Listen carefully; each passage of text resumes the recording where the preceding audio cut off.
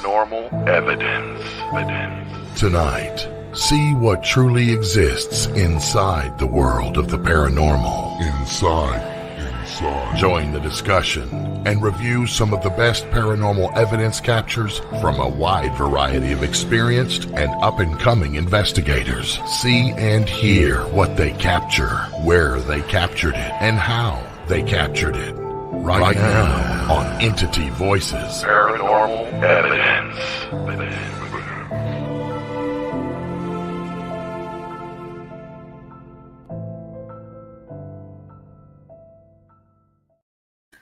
Good evening and welcome to Entity Voices Paranormal Evidence. I'm Tony Rathman. I'm Shuri Rodman, and hello. Hello, I'm Chris Allgood. I'm Audrey Keeler. I'm Lourdes Gonzalez. I'm not. I'm Ron Yacovetti, and I'm happy to be here with my friends. Yay! Happy Monday. Happy Monday. It's President's Day, by the way. Yeah, Yep. some of us had off, and I'm only referring to one person. Yeah, I didn't know that. We have a fantastic show tonight. And for those who may be joining us tonight on the KUNX network, this is our first show. Not our first show for this program, but we're happy to be here. We are looking forward to this new stage to bring our show to, and we're delighted to be here. So forever who is joining us tonight, thank you. But tonight we have Victoria Mundae.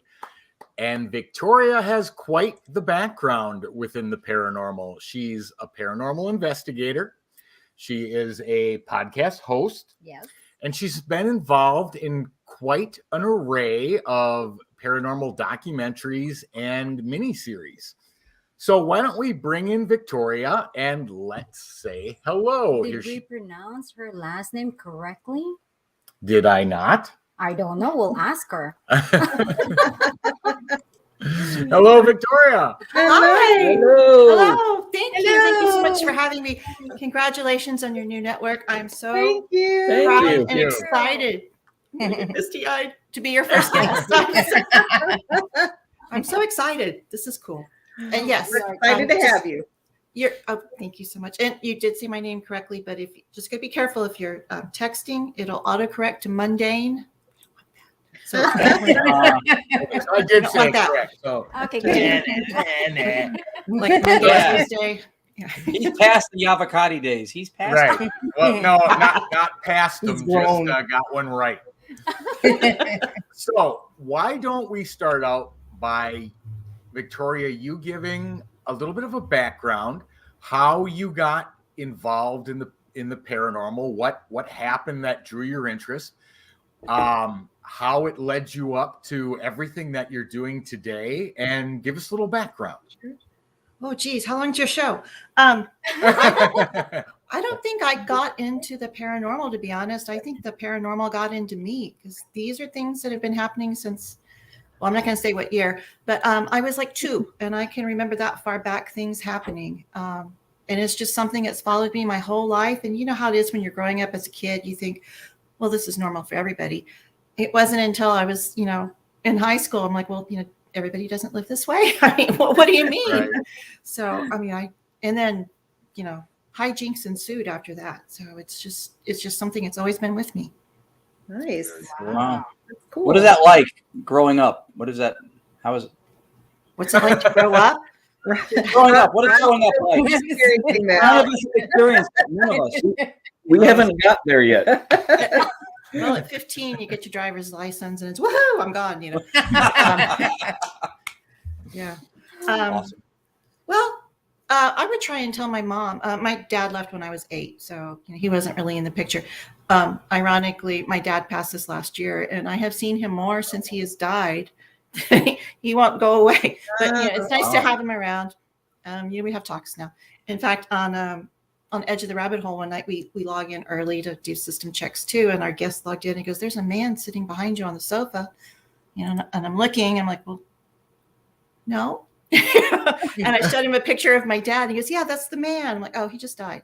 Yeah, so he's hanging around on the sofa sometimes, and we've had just regular viewers go, "Your curtains are moving. There's a shadow on your sofa." I'm like, "Okay." So my dad hangs around. So he may show up. I don't know. I'm sorry. What was your question?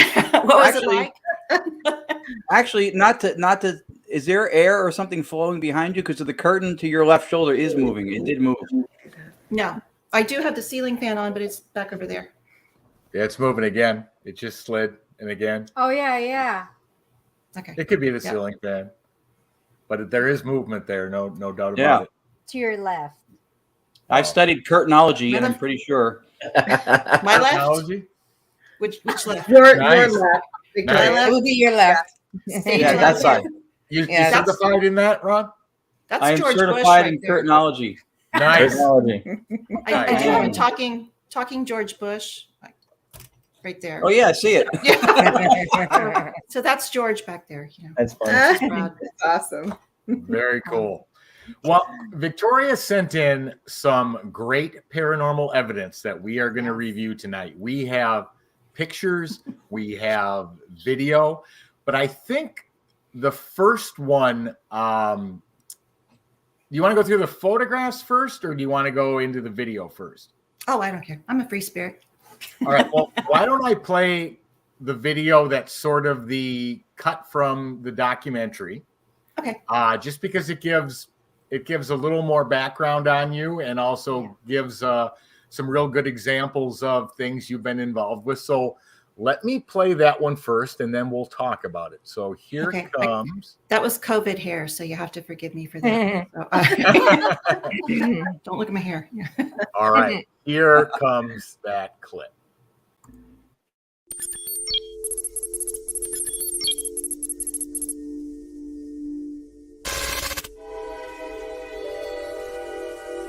I feel that it is possible to build a relationship with a shadow person. When I was doing the ghost tours out in Old Town Spring, they would always tell me, hey, when you're done with your tour, come on over and we'll do the paranormal. You can do the investigation with us. I'm like, okay, sure. And this was like really the first time, and I was all excited. I'm going to do a paranormal investigation. Old Town Spring was basically, it was just a stop on the road, really. It's where the railroad workers would stay when they were actually building the railroad. And so, of course, they had like places where they would camp. And then there were a couple of small buildings. And then there was one building that was really, really well constructed right close to the railroad tracks. And that was actually the kitchen. So part of the investigation that we would do is we could actually go in to that building, because it was always repurposed. First, it was the cookhouse. And then it became the ice house after the railroad was finished. And of course, it being the Wild West town that it was, it kind of became the morgue too. You know, they'd put the people on the ice. You know, like, scoot over, sir, I need to fill up a bucket. So they would chisel off the ice. And so they believe that's one of the hauntings in the town, is because their spirits were kind of moved around the town. So I was all excited to go and learn about this. And so I was in the ice house with the girl who was leading the investigation. So we're out there at midnight, and you could hear somebody walking around the ice house. I'm like, oh. And so we were in the ice house, and you could hear somebody walking around out there, and we were away from everybody else. There's nobody else in that town. We were standing there with all of our tools and everything, and the light broke. And so I naturally looked over, and I saw a shadow go by. I was like, oh, I hear somebody out there. There's somebody out there. And she's like, nope, there's nobody out there. Sure enough, he comes around the other door. The light breaks again. I look over there. I'm like, okay, there is somebody over there. So I run outside, and I'm looking for someone, because there is no way, because it's gravelly over there. You know, it's part of the railroad.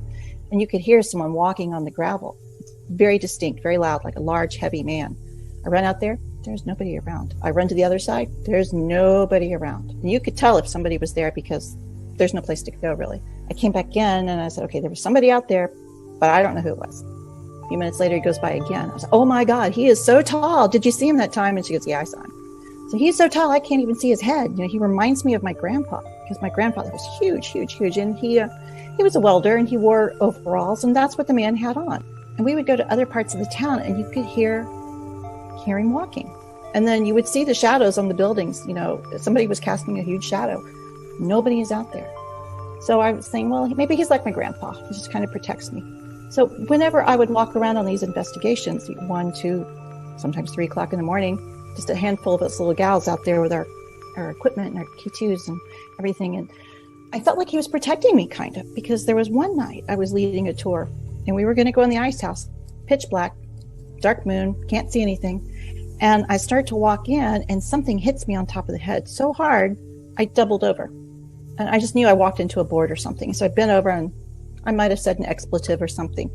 And I stood up, and I was like, man. And I was looking, I had my phone, and I was looking around for the board. And the man behind me goes, you almost walked into that spider web. And it was a huge spider web across the board, big old spider in it too. So I am quite confident it was him. So this was the most unusual thing.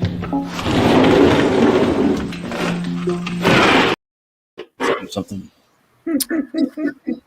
So let me ask, did you ever capture on photograph or recording or video this particular shadow figure that was interacting with you? Oh, not that one. That one, I later found out there was 18, whatever. There was a train engineer who was run over and decapitated. And that is like the friendly shadow person who was walking around. And that's one reason I never saw his head, because I thought he was tall. Oh, my bad. He just didn't have a head. That one I never captured, but a friend of mine did take, and I think I might have sent you the picture of the, hey everyone, of the shadow person. There's a very nasty, nasty entity out there. And I was leading a team on a tour one night, and it was a midnight tour, and there were about 6 football players. So they're all football players and their little skinny cheerleader girlfriends. Not that there's anything wrong with that.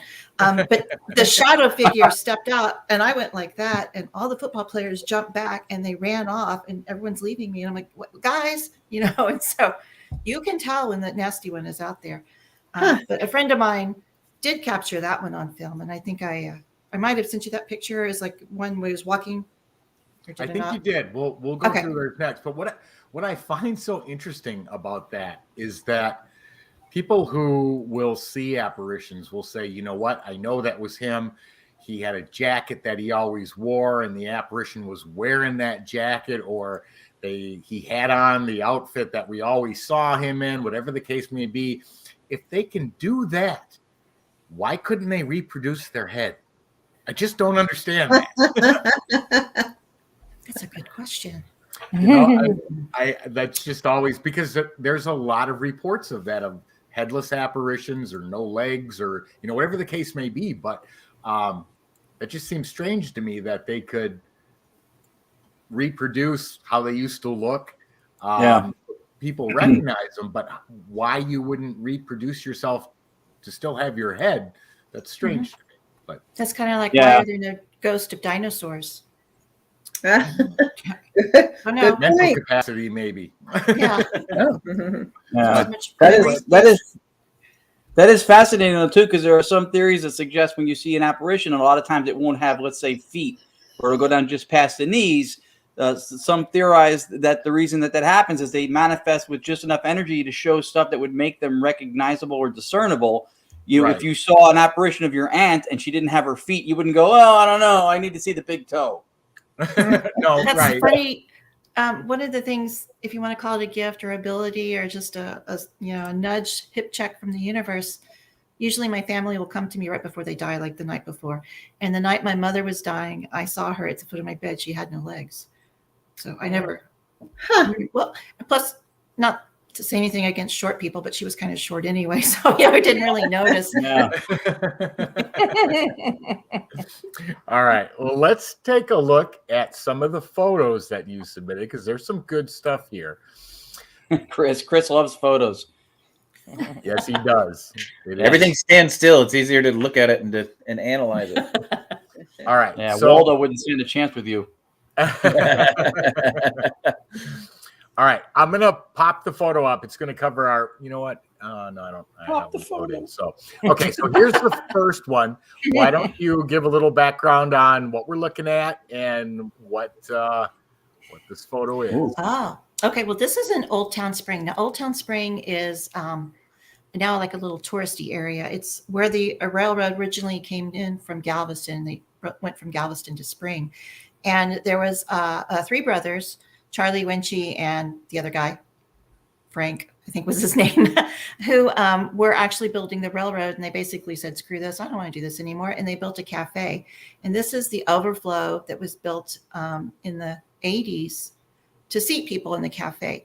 And now, can you see him up there on the corner, kind of where it does that little niche thing? Yeah. Yep. Okay. Right That there. part of the building actually caught on fire in 2015. And I took this like 2016, 2017, somewhere in there. Wow. There's no roof because it was on fire. They're waiting to tear this down. And since it's a historical structure, they had to, get certain permits and rebuild it. And it's all rebuilt now. But we were out there one night, some friends and I guess you could say we were invoking spirits, if you know what I mean, wink, wink. And we were, having a girls' night out. And there was nobody in the town because that town closes at dark, because it's mainly, gift shops and tattoo parlors and little restaurants and stuff. And so we were out there, and there was a ghost, a well-known ghost, who is in the building next door, which is the actual saloon, where it was a brothel and gambling and a saloon and a little cafe. And so we were out there going, "Hey, Charlie, you want some girls?" And I didn't see him because, I'm out there with my phone, and we were all just being goofy. And I got home and I saw a man there. I'm like, "Oh my gosh." And if you look at it, it looks like a man going, "Who the heck is yelling at me down there?" Yeah. And I went back the next day and I said, "That's got to be the tree branch." And so I stood in the exact same space, took a picture, and the tree doesn't go up like that. It goes down.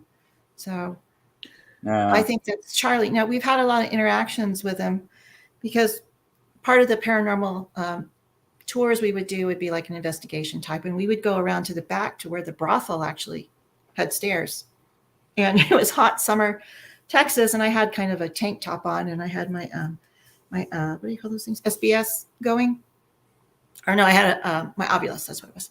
And I set it down on the stairs because it was hot, and I was putting my equipment down, and my shirt kind of fell open, and it said "nice" going right across. And I'm like, "Oh, okay. So it's Charlie. I get you." So we went out to his grave, on November 1st, as a sign of respect. We go around to local graves out here and clean them up and take flowers just to let everyone know they're not forgotten. And I actually found his grave, and so I was cleaning it off, and I said, "Hey, Charlie, you remember me?" And he goes, "Finally." I'm like, "Okay." Wow. So he is known to be a flirt out there, and I was just really surprised that he showed up in my picture that night. Can I serve up a softball to Chris Allgood? Because Sure. One of the things that you said that I love is and this is Chris's wheelhouse for sure, and then I'll shut up. No. Situational awareness. Now, you knew the status and the structure of the roof and the place that the person's standing, because the first cynical critique could be, "Well, how do you know it wasn't a person there?" I mean, you just took it off the table immediately because you were aware of your surroundings, thus vetting the authenticity of the capture. That's awesome. Oh, thank you. Yeah. Tony, bring up that last photo with the circle, would you, real quick? Yep.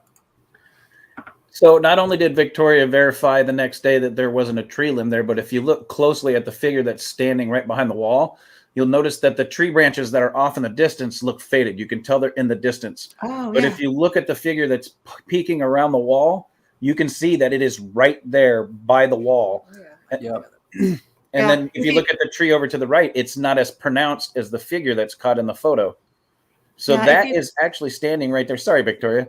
I'm That is sorry, I actually didn't mean to standing interrupt right there. And for her to know that the roof's not there, nothing else could be standing there. If it's not the tree, there's no roof, and it's right there by that wall. That makes it paranormal. Yeah. If you can Great. zoom in sometime and look at it, whenever, play back your video, you can actually see him wearing a cowboy hat, and he has like a bandana on. Yeah. That's what I was going to say. Yeah, it looks like he has a hat on, and you could tell. I mean, Chris just said it perfectly. You rule out the tree, and it doesn't even have the same depth of color to the black tone that it has. You rule out the tree. You rule out the fact that a person could be standing there, and then you look at the structural outline of the building, and that wouldn't even be. There wouldn't be any continuity or what's the word I'm looking for? Symmetry to the structure. Unless you had something like a chimney stack or something that would make sense to be standing there, but there's nothing that looks like a human figure. Yep. To make it even more in the woo-woo world, the main saloon is maybe 10 feet from that area right there, and he died in the room, which would have been right there, looking out on that top of the roof. So he died about 10 feet away. Okay. Wow. Wow, that's awesome. That's No further very questions. You may step down. Work here is done. Thank you. Thank you. Tune in tomorrow. Okay, I was just going to try to see real quickly if I can share. Zoom in. Right, because I loaded them and I never thought about that when I was loading them. But let me see if I can. Well, that's how good the capture is that without even zooming in, You can see it. you can see it, and you can see all the characteristics that Chris described as far as the density of the black tone. You can see all that from the distance that shot was at. But he That's wasn't really there good. when- oh, thank you. But he wasn't there when I. Wait, those are all my pictures. Don't. Yeah, you couldn't see it. He wasn't there when I took pictures because I would spin around and I was taking pictures everywhere. And Okay, I should be able to zoom in on it now, but you'll Very good. clearly Yeah. be able to see that. oh yeah, it's- now you can see. yeah.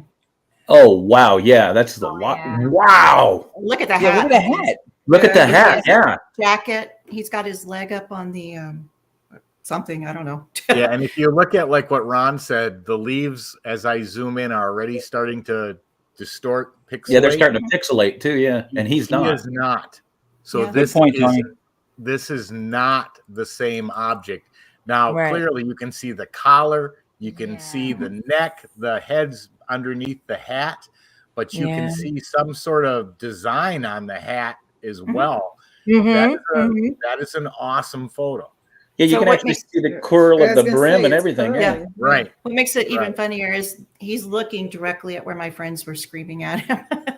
So they were in the street going, "Hey, you want some new girls?" mhm. You know? Like looking towards. Yeah, he's the looking left. like right down. But Right. Yeah. what makes this even more phenomenal is the fact, like Chris and Ron stated, that she was aware that there's no ceiling, Yeah. there's no roof, so there is nothing for him to be standing on. And Yeah, there's a They- couple of the beams that go shadow is across. really, really dark, as in really dark. Right. Shadow. Yeah. So Yeah, pay there are- really close attention. So back in the 1800s, that sign was usually around 36 to 42 inches. The Now, that part of WN the- sign. Yeah, that part of the building was built in the 1980s. It, Okay. just So that's at sustained least the- 36 inches there because Mhm. those letterings Yeah. would have been 24 inches. So it's Tony, scroll back over the opposite way towards the cowboy, would you? So here's what's interesting. A cowboy back in the 1800s would have been probably around 5'8" to 5'10", and that would have been tall for that time. Mhm. That pony wall that he's behind right there is at least 36 to 42 inches tall. So if he was standing on the actual where the roof used to be, that would make this cowboy about 8 feet tall. He's floating. Ooh. Yeah, he's not dependent upon the Yeah. physical matter in the material world here to be Right. holding himself up there. Yeah. Yeah. So even if there was still a roof there, that would mean that he's over 8 feet tall in the 1800s. I don't think so. No. No. That's Wow. pretty awesome. That's Oh, very awesome. It's a great capture because there's limited Oh, thank you. possibilities to explain it away. It's so limited, and you've ruled them out just by being aware of your surroundings. Yep. So I mean, that's Yeah.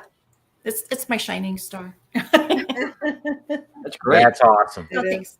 It's way cool.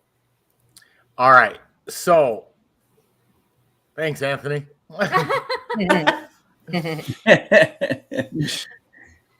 Okay, so I'm going to move on to the next photo. And okay. Here, let's see. There was more than one of those. Okay, I showed them both. All right, let's go to this one. So what do we have here? Oh, okay. We went up to the I think they call it the Haunted Hill House. It's up in Mineral Wells. And my friend and I didn't take it. My friend Sarah took that one. We were standing inside this room. What is it with dolls and clowns? This is a doll and clown room. And I was just like, I don't want to go in there. So she's standing in there, taking pictures as she goes around. And she accidentally took a picture of that through the door. And she goes, oh, there's something wrong. And she's about to delete it. I'm like, no, that's a woman. Look at her Thing. stockings. Yep. This is right outside the madam's bedroom. She has a 1930s bob haircut. Black You can see shoes, her stockings, big collar. Yeah, she's standing up against the staircase right outside her bedroom door. Is that a leg? Yeah. Is she holding a baby? Okay, see, that's what some people are saying, because Yeah, I can see that. There was supposed to be one of the good time girls, if you want to call her that, who had a baby, and there was a baby. He was born with some sort of birth defect. I can't remember. And Sorry, that didn't scare me. And he was kept up in a room. I want to say his name was Toby or something like that, or Tommy, but he had his own little room. I think he might have had like some sort of facial deformity. I was going to say, it almost looks like it. Yeah, and so they kept him up in that room, and the other rooms were used for the girls and stuff. And he's a very active spirit, the little boy, and you can put cat balls in the room, and the cat balls, or they'll light up, and little balls will roll out. And I was standing at the top of the stairs, and it's like all the rooms circle around the stairs. And I was just looking over, waiting, for my friend. I was just looking over in that direction, and I saw what looked like, and this is the weirdest thing. I don't know how to describe it, like little tribbles from Star Trek, but they were tumbleweed tribbles, and they were just rolling out the door from his room. I'm like, what is that? And it was just, I don't know if it was a ball of energy or something, but it's a very active room up there. Possibly. Yeah. Wow. You're muted, Tony. All right. Okay. Sorry about that. I had to mute because the dogs were barking the doorbell ring. I felt the need that maybe some of the younger viewers, if they don't watch Star Trek, might not know what she was referring to, because I thought that was hilarious. Those are tribbles. Oh, yeah. Yes. Those are the trouble with tribbles. And that was the exact episode. T. Kirk. Yeah. Kirk. Yes. He that's exactly what it looked like, except they were black and they were like balls rolling out. Wow. It's like Gremlins back in the day. Yeah. First Gremlins. Shouldn't have fed it after midnight. And don't get it wet. All right. Next photo. Here it is.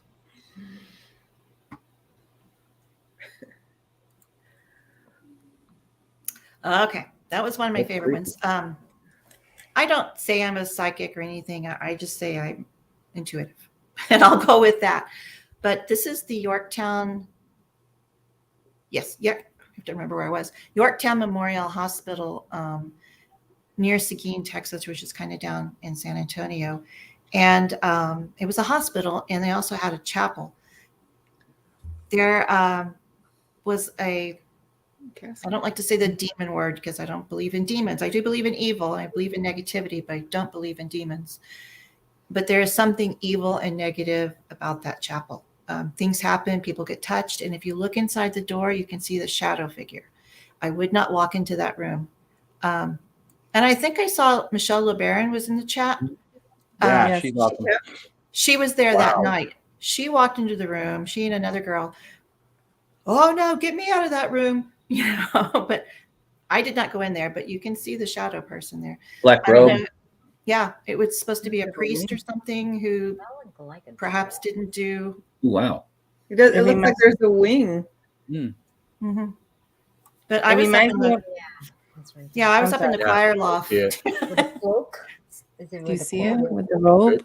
Yeah, kind of. Yep. Yeah. There's definitely a shadow standing there, no doubt about it. Right, peeking around the edge. Zoom back out a little, Tony, would you? Looks like a grim. It actually reminded Lourdes of something. It reminded me of the cash that Ron got in the Queen Mary. By the boiler room number 3 door. Yeah. The hooded robe shadow figure. It's similar. Mm-hmm. Yeah. Throw out a little bit more, Tony. Out? Yeah, right there. Victoria, is that an 8-foot door or a standard size door? How tall is a standard door? 6'8". Well, that's an organ directly in front of it. It might be a little bit taller. Okay, so that's an 8-foot door because that organ's about 5 feet. Okay.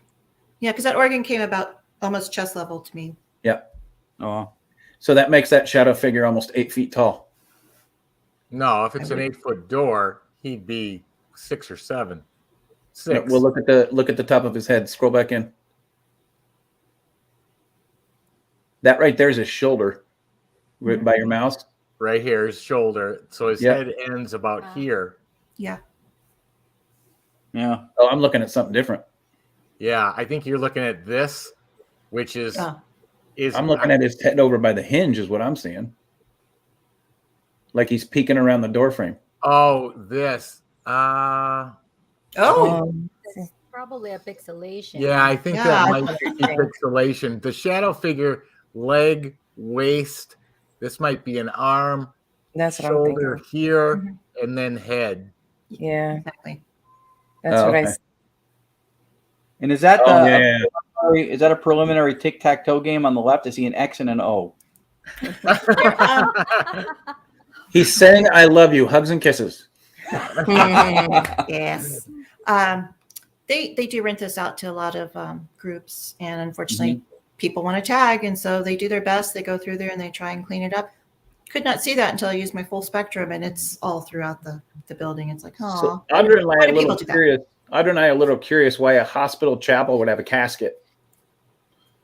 Oh, it's paranormal groups go in there, and not to mention names or anything, but there was a paranormal show with 3 people, and the one guy, his name starts with Zach Baggins, and he went upstairs and he goes, "Okay, you nuns, you don't like me, I'm ripping off my shirt."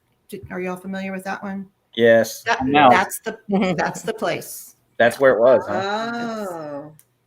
So wow. Well, we should. So far, we've seen solicit activity by ripping off your shirt and by offering women to the spirits on the roof. Nice. I know the true backstory of that. My friend of mine was one of the first tour guides of Yorktown. She has sleeves, and she was with 2 other psychic ladies, and they all 3 were feeling that they had some pressure on their chest. And when she went to tell someone, it turned into a game of telephone. Next thing you know, it's like if you have tattoos, the nuns are trying to strangle you. It's like, no, that's not how it goes at all. But it just snowballed into that. So when Zach gets there, he rips his shirt off. Yeah. Must have been sweeps. I don't know. I love episodes like this when we get really good photos, not just because Chris is amazing with them, because he is, but it also gives you a really nice glimpse into the moment too. And that's another great catch with a photograph too. And full spectrum is interesting because a lot of people, I think, acquire full spectrum, but you don't always see evidence presented in full spectrum. But I thought that was really interesting. Yeah, that was like one of the first times I used it. I was getting orbs and purple things, and it was amazing. All right. So this next photo is one of my favorite ones that you submitted. Yeah. But hoping you can give me an explanation as to exactly what we're viewing, what the original photograph was supposed to be taking. And is it a cat? No. Nope. Here it comes. Okay. Oh, okay. Ooh. I did not take that. That was someone, I used to work for a ghost tour company, and a guest on a ghost tour actually took that photo, and I stole it. I admit it, I stole it. Back in 1923, we're back in Old Town Spring again. The Winchies, because you saw the WE or whatever. Okay, that is a picture of, they think of Alina Winchy, and she was with her fiance, and they were jumped like a week before their wedding, and she was shot in the back, and her fiance Edward was, had his throat slit. She runs across town, which is all of 3 streets. She's heading to her father's house, and she dies. Man. Now, she's still running. People are saying that she might have been pregnant because it was a really quick, hey, how do you do? Let's get married next week. And so it was a really rushed wedding. And then she has those 2 orb type heartbeat things in her. Now, if you look at the bottom, she has no legs. And she was running, and that's exactly the direction you would go to get to her dad's house.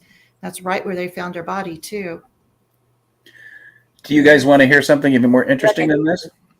That's a fantastic. I've seen this. I've seen this before. This is a fantastic. We actually had somebody on a month or 2 ago that had a similar picture. She was in a different stance. She was standing in the tree line, but it was in a gray photo. Ooh. It was a black and white photo. She wasn't running in that photo. I don't remember who it was. Oh, that's Maybe that's what I'm thinking. Yes. Because that looks familiar to me. But if Like you if I've look at seen it the before. movement, she is So running. you may not know this, Victoria, but my first question is, what kind of camera is this? I've never seen coloring like that. It almost. I have a guess. There's a couple of apps. There's a Ghost Hunter app that has a camera. It's not like full spectrum necessarily, but it does like a green filtering kind of thing to it. It could possibly be, but that area right there, it's just the weirdest thing. There is a big street light, and it has kind of a different light bulb than the other ones. And whenever you take pictures there, they just turn out green. So a lot of that weird neon green is just the way the pictures turn out there. It's not a fluorescent light, but it's some sort of weird light. The detail on it is amazing, though. Yeah. You can see, like, if she's wearing like some sort of a tank top or something like that, and she has a shawl. Is that what it's wrapped around her? You can see that clear, and the features in her face are so clear. Yes. The detail on it is almost too good to be true, and it's amazing. You can see the strands of her hair. Yes. But what throws me, and I could be completely wrong, but what throws me just a little bit for a loop, like, so you can see her hair blowing what looks like in the wind, but what really throws me for a loop is here comes her arm, the elbow down to her hand. That looks like a digital recorder to me. Oh, blurred by motion. Okay. That does. What are you showing me, honey? Oh, I see. Like I said, I stole it, so it's not my photo. But like, these are the two mics, but see this streak? That's motion blur coming off of here and here. This sorry, you guys can't see my mouse. So, this is the motion blur of it moving from across and here to here, because it's not that wide, but that looks like a mic to me. Okay. Reflecting in the light and then motion blurred. Now, I could be wrong, but it looks like somebody holding a digital recorder. It's very possible. I mean, if somebody had a slow aperture and somebody was moving. Well, even definitely. in lighting, in dark lighting, a motion blur is possible because your shutter's staying open longer to catch the dark, to catch the light, to take the photo. But what's interesting, though, she doesn't have legs. Well, true, unless she's got dark pants on. And I was going to say, you can see legs. And when this it's is her hip. Yeah. And these are the eyes. Okay. So it's hard to say, and we won't spend any more time on it. But I just, the first thing I thought is, okay, that woman's carrying a digital recorder, so at least you can ghost hunt on the other side. That makes me happy. All right. That's awesome. Yeah, it's very cool though. All right. Or what we call people hunting then? Well, that's a good question. It's just hunting, I guess. All right, what do we have here? Up in the window where next to it says the dugout, I believe. There's a face in there. This is again in Old Town Spring. There's a story of a little girl falling out of the window, dying. That's why the bars are on there now. But there's usually not a face there. Very cool. Oh, yeah. Yeah. Yeah, yeah. That's awesome. That is cool. All right, next. This might be the same. Same one. Yeah. Oh, whoa. Same place. That different one- photo. Yeah. Same window. Oh, that's Oh, really yeah. nice. That's Yeah. very clear. Uh-huh. Oh my gosh, yes. Yeah, I could see that one. Yeah. It doesn't look like the same guy. Yeah, it does. It's got different facial features than the last one. Is it taken in consecutive, like, same time? I took those. I can't tell you for sure. That's just one of the places we'd always stop on our tour, and every time I'd take a picture there. It's just that the guys look different. Yeah, you might have caught two. Yes, Yeah. okay. Very cool. Very cool. That's awesome. All right, let's see what we got next. Oh, There's Charlie. We've seen that one. That's a good Sorry, one. my mistake. Never too much Charlie. We've seen that too. Yeah, same it's a different photo though. Oh yeah, another face. Oh. See, that's a different facial structure. Look at it. The Yeah, nose is a you're right, different shape. Chris. Yeah. Okay. That takes us to this one. Oh, that's just the lady. another shot of. Okay. Yeah. Oh yeah. Oh, yeah. You can clearly see the legs. For all of our new viewers, this is our moment in review.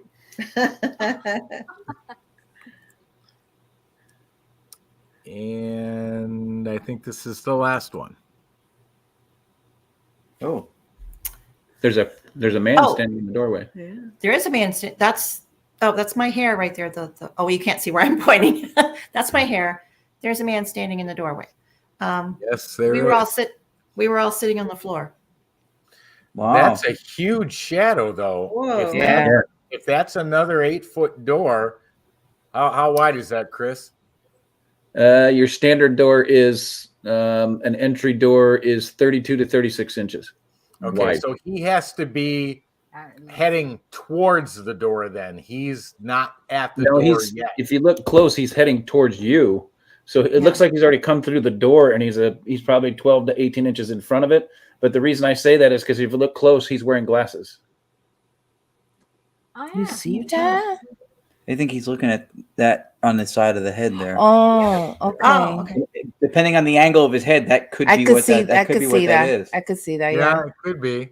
Or it's the back of his head and he's just got curly hair. No, I mean, that's a seriously, possibility. you can't, You're right. you can't with Yeah. 100% certainty Yeah. determine which way he's facing. It's kind of like that weird horse Well, picture where they come The in reason I door. say that is because you Oh, can yeah. see the edge of his collar, and the higher edge of a collar is usually towards the back. Okay, I see what you're saying. He's walking out. And no, I'm saying he's walking in towards you. He's walking in. Oh, I see what he's saying because of the collar line looks like it's higher Yeah, on the I left see of it. the picture. That's a good catch, Chris. Yep. Okay. Collar line's always higher in the back.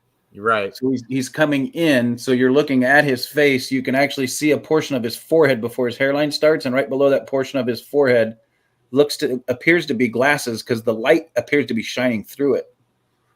Okay.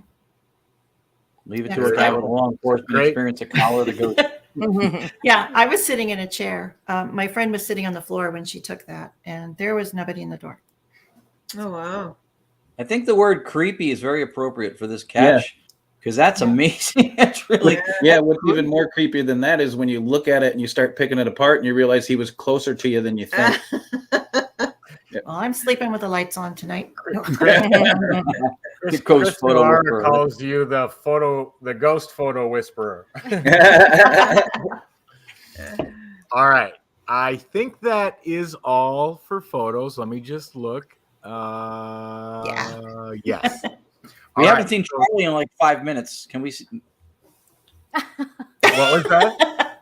Charlie, Yeah, we haven't seen Charlie for like 5 minutes. I was just wondering. Should we go back to Charlie? are we all going to get Charlie tattoos later tonight? Floating Charlie. That's a great catch. That is a Yeah. great catch. That Charlie picture is amazing. Yes, it's good and plenty. So Sarah is asking, do you often see portal activity in locations that are highly active with shadow people? Good question. Yeah, that's a very good question. I know I won't speak for Victoria. I'll let her answer herself, but I know that we have run across shadow people, and we know for a fact that over about a 3.5-4 year period, we had gotten different names, different voices. It wasn't always the same. Now, does that 100% identify that there's a portal in that location? No, but could it possibly mean that one is there? My guess would be yes. In order for them to come and go, they have to have a means to do that. And a portal would be the easiest method for them to come into this dimension and back out again. I'll tell you what I love about that question, and then I want to hear her answer. And what I loved about your answer is that question speaks to an aggregation of data. If you go to a location one time, you can't make an assessment that, oh, every time I go somewhere, there's a shadow thing, there's a portal activity, whatever. But for you to answer that or to say that, you have to have some kind of a cognitive aggregation of data where you know this is something that you have experienced or logged more than one time, more than one place. The question is awesome just for that reason alone. Sarah's an amazing person. She's a friend of mine. Cool. Which is now brings me to a question for you. This is a fairly active house, and I've noticed over the last few weeks since things have been going on. You know, I've been doing a few more things. I've left town a couple of times. Our spirits here, if you want to call them that, are they're a little bit more active because my back has been hurting. So I've been using a hiking stick, and I was taking the trash out today. And Saturday, I was up in North Texas with the Tennessee Wraith Chasers, and we were doing an event up there. And so I'm taking the trash out, and I've leaned my little hiking stick up against the wall. I'm coming back, and all of a sudden it just flips up and flies. And I'm like, well, hello, I still love you. You're my favorites, you know. And when I'm not thinking, like when I'm doing dishes or something, or I'm just, you know, well, what should I wear tomorrow? What should we have for dinner? You know, I'm in that theta beta zone or whatever it is. That's when I start seeing some of the shadow figures here. And we have this cute little blonde guy, and I saw him again today when I was getting dressed because, you know, I'm thinking, well, okay, now I need to do this. I got to go set some lights up. I take my computer downstairs, and he always pops up in the mirror. And, you know, I see him when I look in the mirror and I turn around, he's not there. So does that mean we have a portal here?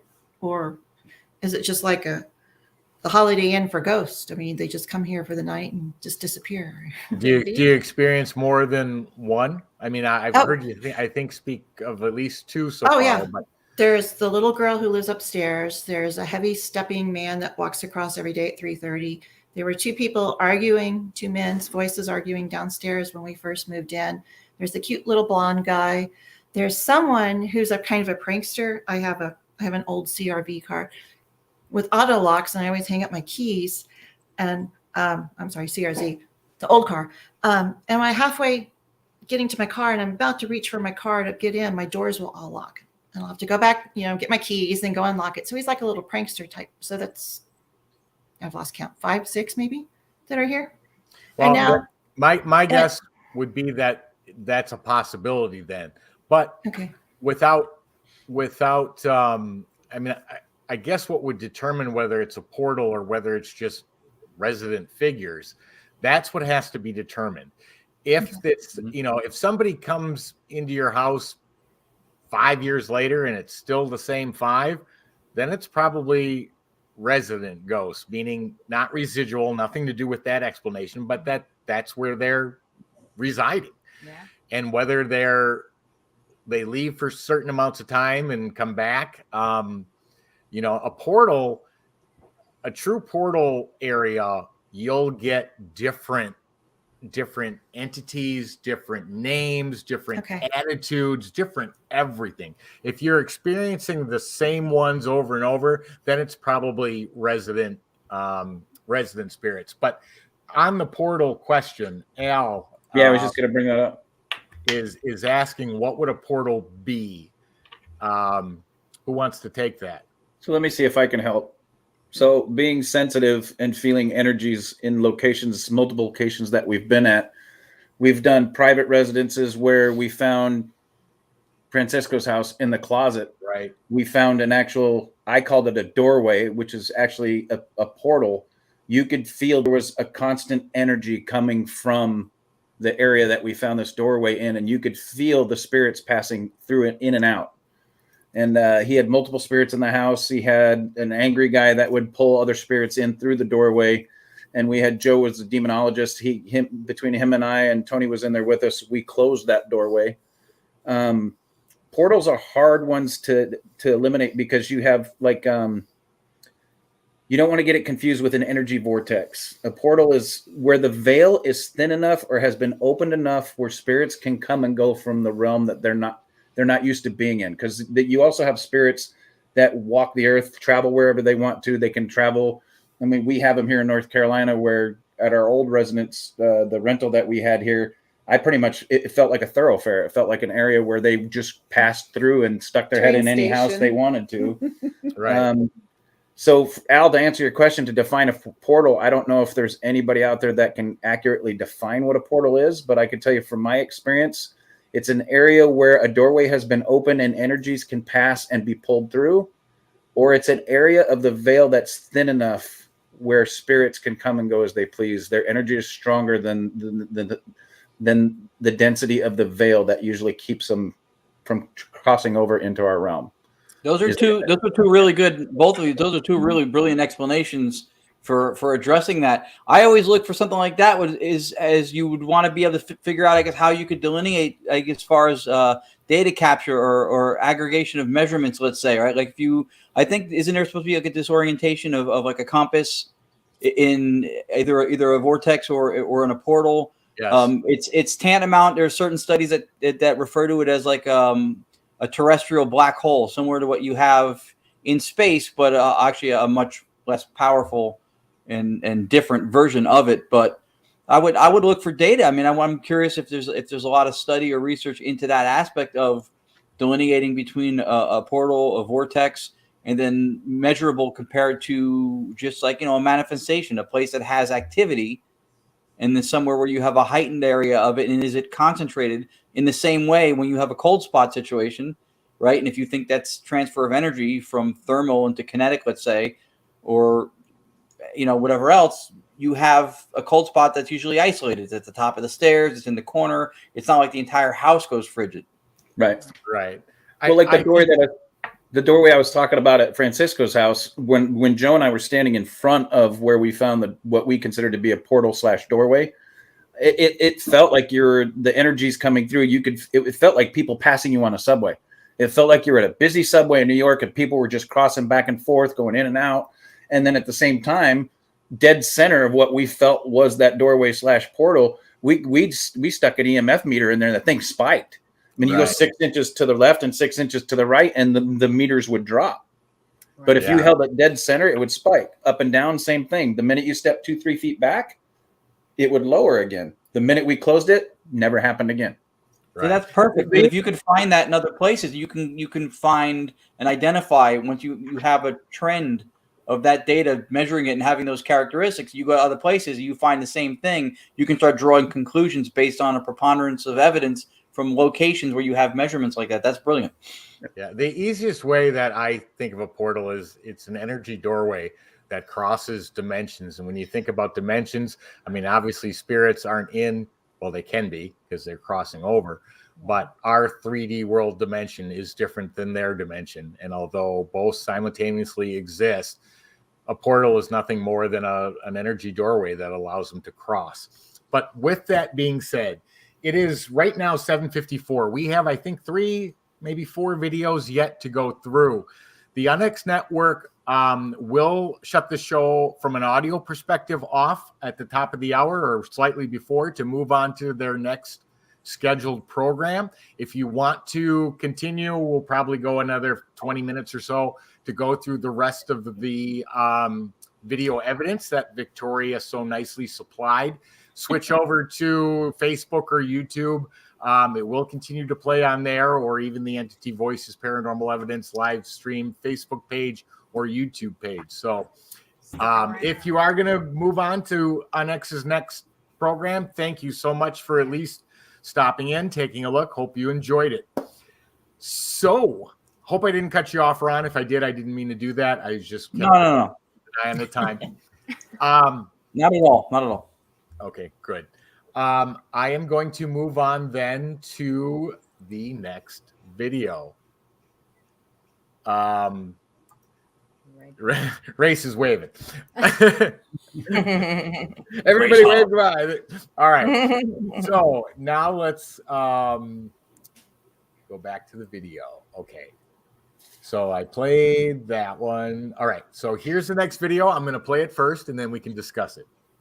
Okay. Here it is. Are you by the tree? Can you knock on something? Are you hung in the tree?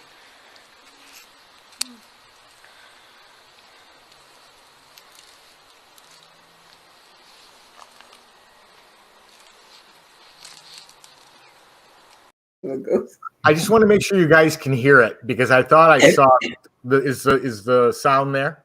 The sound is there, yeah. It said the mic wasn't active, so okay, thank you. Here comes again. It registers really low, like on Facebook and stuff like that. But there's really sound there. All right, here it is. Are you by the tree? Can you knock on something? Are you hung in the tree?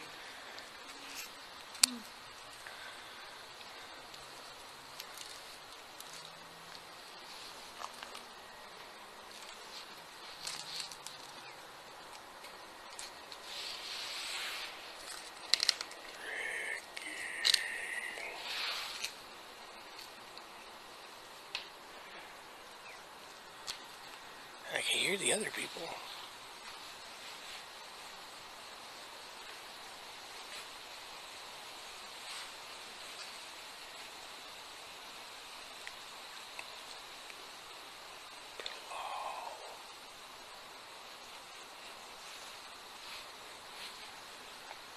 Come touch this green light. Everybody has walked away from me. I don't fear you. You don't scare.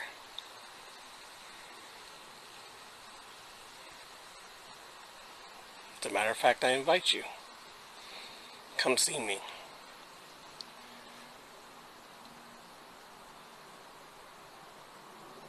Touch me. Anything. Stay away from the girls. Come on to me.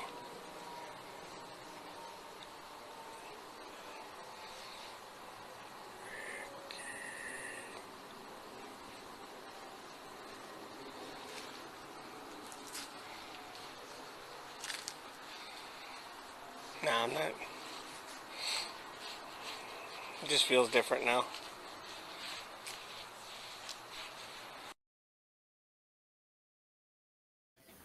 Wow.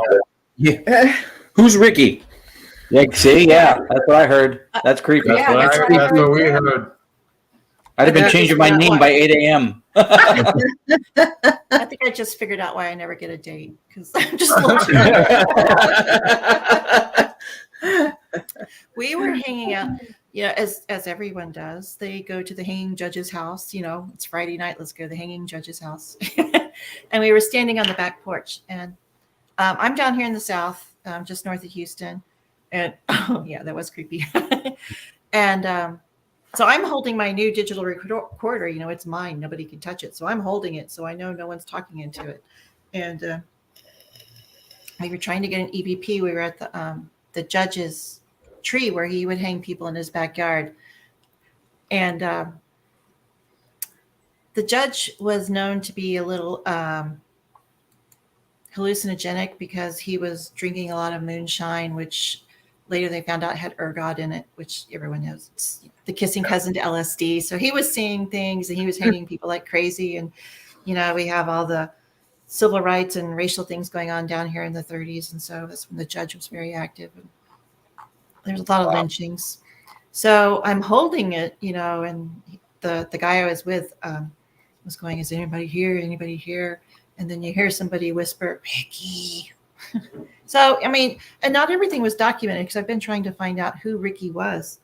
There's a second EVP in the middle where it sounds like to me he's saying the law, which is something my family said, they're good old Southern people. They wouldn't call it the police or the judge or anything. It was the law, like, oh, slow down, there's the law.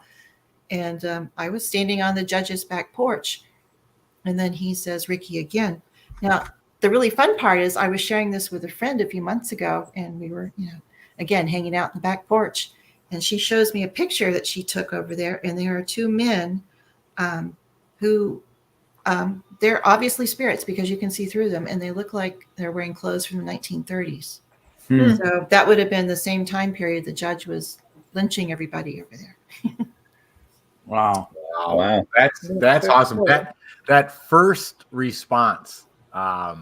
That's so clear. The depth of the voice and that gave me chills. And we've heard a lot of freaky EV, but that was that's a chill up my back just with the way that the sadness in it, verb to it. That was freaky.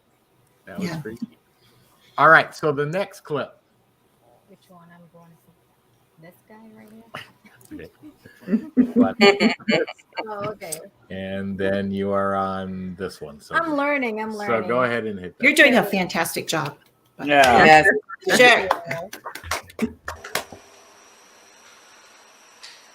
Oh God, something just touched.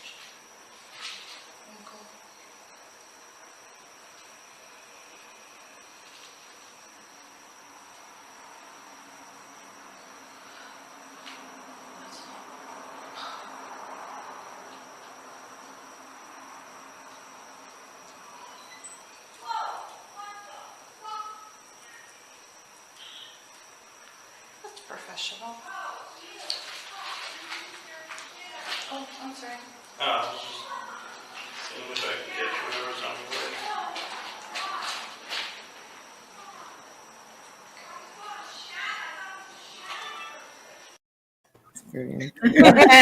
There's some war going on over there. That sounded like paranormal. Favorite clip ever. That was Michelle LeBaron.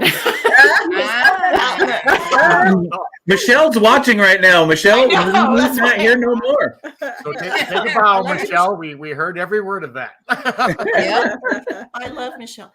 I was in So do we. the OBGYN room, whatever, and I was kind of in a corner, and there were some spider webs, and I don't do spider webs, so I was kind of staying away from them.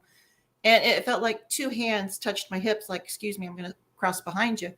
And so I said, "Oh, something touched me," and I was taking pictures with my full spectrum, and that's when I got the orb going around. And then you hear Michelle scream, "I saw a shadow person!" Like, well, I guess that's my guy. Did somebody say that's professional when they heard That was the? me. That was me. Like, oh, that's professional. I love it. That's my favorite clip of all time. She busted my recording. You know, it's like I can't play this anywhere. The best part is all 7 of us have done that at one point. Oh yeah. Absolutely. No, I've Yeah. developed a new. I'm an ambassador for the Texas Renaissance Festival, so you know I'm doing all this clothing and stuff. And I was dressed up last year or something. It's still 100 degrees here. You know, I got like 5 or 6 layers of clothes on, so I'm in the cabin. I'm stripping off my clothes, and I still have like 2 layers of clothes on. And I'm bending over, and something pokes me in the butt. And I stand up and I look at my friend. I said, "Did you just poke me?" And she's, "No, why?" And right when I'm looking at her, it looks like someone took a finger.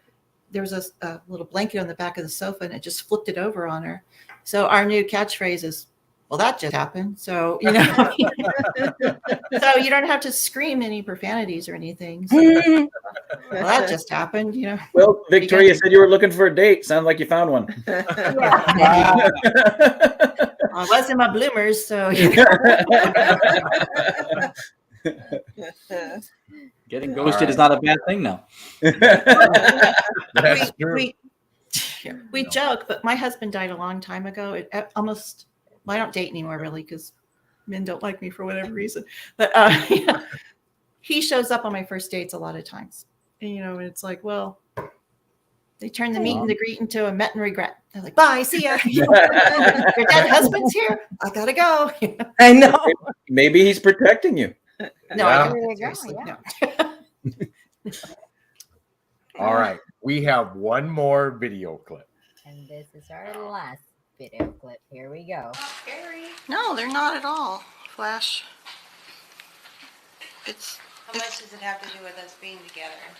You know, I can't explain it, but my camera,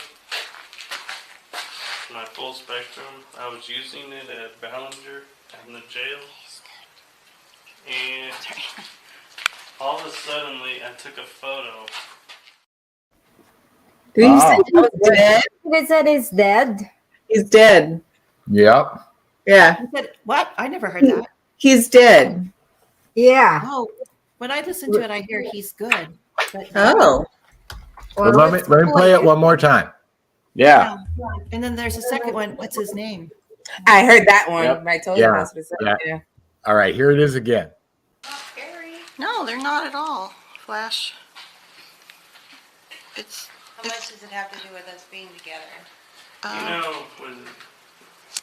I can't explain it, but my camera, my full spectrum. I was using it at Ballinger in the jail. And all of a sudden, I took a photo. I hear he's good. Yeah, I heard he's dead. She heard he's good. I hear he's good. That's what I hear he's dead. He's dead. I heard he's dead too. Either way, he's good. Yeah, either way, it's still fantastic. And that sounds response. like a boy, little boy, like around 10 years old. Could be. It's a whisper, so whispers are harder to tell. Remember when we were investigating at the San Carlos, it sounded like Sean's voice. There's some similarities, but there's not enough tonality to it's more of a whisper. Play it again. All right. I'm just We're gonna play it again. One more time. Yes. Here we go. No, they're not at all, Flash. How much does it have to do with us being together? I can't explain it, but my camera, my full spectrum, I was using it at Ballinger in the jail. And all of a sudden, I took a photo. Yeah, I mean, it's definitely there. She could be right, but I can't identify an age group because it's a whisper. But yeah, that's awesome, though. Yeah. Mm-hmm. Yeah, that's very good. Very cool. It's way cool. Yeah. All right, so Victoria, anyone wants to see? I still hear he is good. I agree with Victoria. But anyway, I'm sorry, Tony. No, well, Michael was talking about his camera and all of his stuff he was doing, and he's good. That's what I hear. I agree. Yeah. I do hear that. Yeah. Anyway, I do hear that. So if anyone in the audience wants to see, do you have a YouTube channel? I know you have a Facebook, but are there other things up there that if they wanted to see other things that you may have captured or done? Now I know you've done some mini-series. I know you've done some documentaries. Do you want to push any of those? That's Mike Ricksecker. I was in his Shadow Dimension miniseries documentary epic motion picture, season 1, episode 1 and 2. Mike Ricksecker and I, for the next few weeks, we'll be doing a show called Edge of the Rabbit Hole, and we're breaking up the band. So that was all Mike's doing, but I have recently started a Facebook page. It's just called Victoria Mundae's Paranormal Activities, because I have a series of books. Again, it goes back to dating. I was telling this one guy I was starting to go out with about all my things I was doing, and he's like, wow, you really should write a book. And I'm like, yeah, it's going to be called Victoria Mundae's Paranormal Activities, the coloring book, because, there's nothing scary out there. And so I started making, paranormal activity books. And so there's like word pages and games and, coloring pages. And it's everything to loosen up your brain to get you to start thinking outside the box. And that's when you can start connecting, I feel, and you start seeing life in another direction. So I have a series of 6 books, and some are for kids and some for adults. And so that's all on my Victoria Mundae's Paranormal Activities. And I'm on Twitter. So I think a lot of these are on my Twitter page too. So I'm just letter V Mundae. You can find me out there.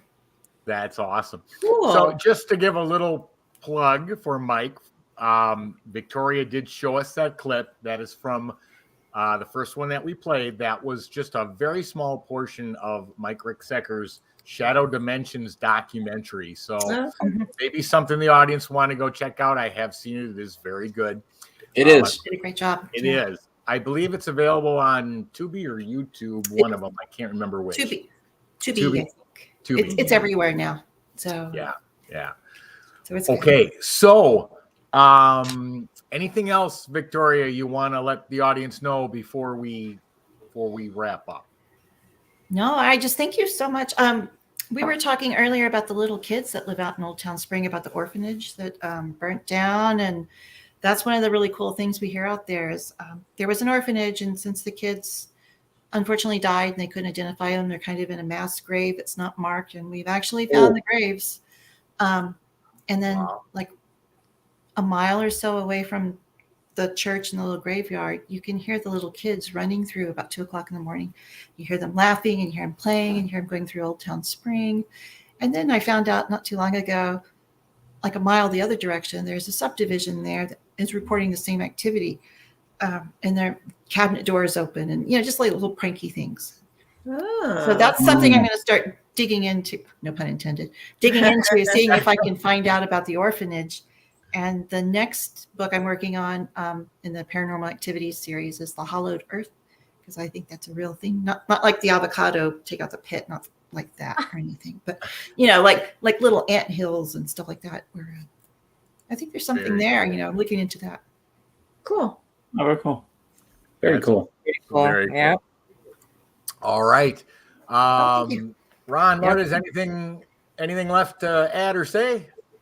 Well, I mean, I want to say thank you for joining us. This is it was a very important flagship show on the KUNX network. You were fantastic. You gave us fantastic evidence. Yes. And something you did throughout all of the show, when any of your evidence was shown, and when you talked about any of it, is you had a sense of pleasure and levity and enjoyment with it, and that's what passion looks like. So when you can have that kind of connection to doing this stuff, you're doing the right thing. So I thought that was really cool. Oh, thank you so much. You should see what we gathered. We were up in Granbury, Texas, and we were having so much fun up there. And I don't believe in can you light the light up to the green, and all that kind of stuff with the K2 meters. We were in an old brothel, and we had a REM pod, and had a $20 bill on the table, and it's like, this guy's mine. You want to come fight me for it? And just stuff like that, and we were having a great time. It's the paranormal is there. It's part of our life. It's just the part we don't see, really. Well, sometimes we do, but it's part of life. So embrace it. Yeah, that's agreed. Awesome. That's awesome. All right, Chris, do you want to give us a closing? Ron. Well, Victoria said it great just a second ago when she said the paranormal is there.